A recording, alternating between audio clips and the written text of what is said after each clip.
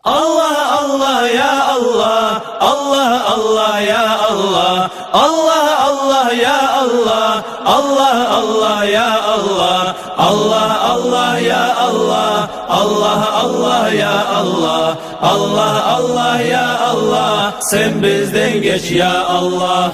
Bismillah bulan başla, beni kalamım yaza, noksan sıfattan Allah, seni ete biz taza. Sen bir seni ortakçım yok, güçlüsün kuduratlıysan, alimler maktav etken 99 atlısan.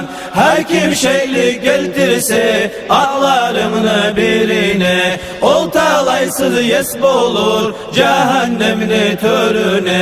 Malayiklerine de gelti iman salabız, kalamın Kur'an'a da biz şeksiz inanabız. Peygamber hak geltidip yüreğini begete biz, kıyamet günü olacak dep şahlık ete biz. Kadarın iki türlü, yakşı da var yamanna, senden Allah şu kadar dey biz gelgen zamanna. Amantu billahini şolay gelgen gelişi, mümin kullardan bola şoğar inanan kişi. Şolağa da inanıp kirinip tazalanıp, etken günah işlerin göz aldına da alır. Tövbe etti hükünüp, ben de ölecek menep, geri urvan zahlanı dağı etmeyecek menep.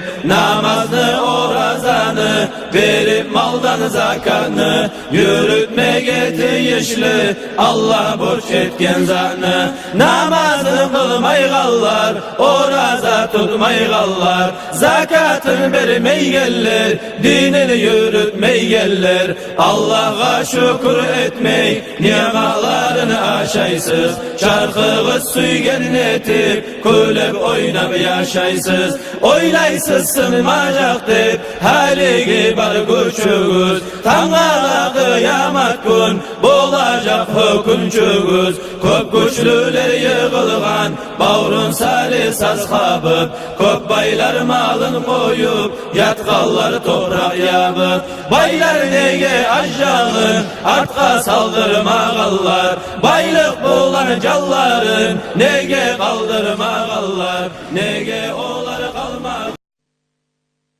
أشرقت نفسي بنور من فؤادي حينما رددت يا رب العباد وانتشت روحي وصار الدمع يجري